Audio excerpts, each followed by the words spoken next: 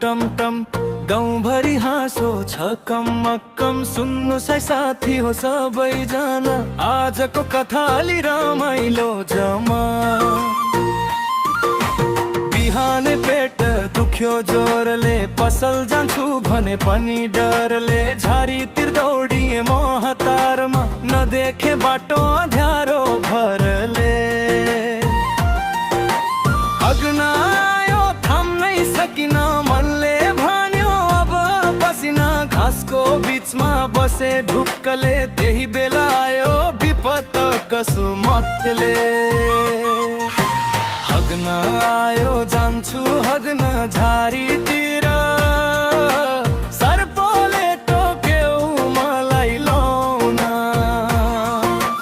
कराए म आमा बचाउ गाउँभरि हल्ला भयो झन्। हग्न आयो जान्छु हग्न झारीतिर सर्पले टोक्यो मलाई लौन अबदेखि जान्न एक्लै कहिल्यै लौरो बोकी जान्छु म झन्।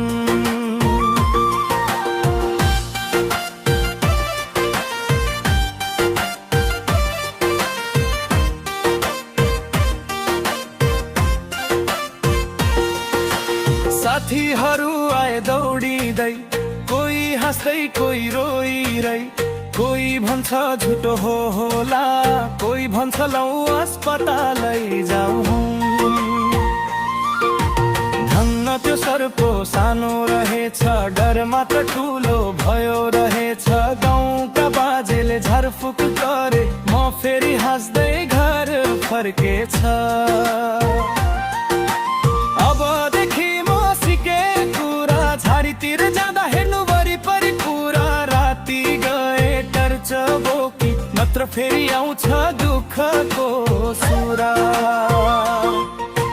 हग्न आयो जान्छु हग्न झारीतिर सर्पले टोक्यो मलाई लौन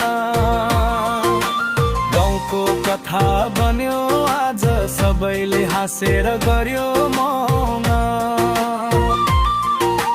हग्न आयो जान्छु हग्न झारीतिर सर्पले टोक्यो मलाई लौन अब त शौचालय बनाउँछु घरमा झारी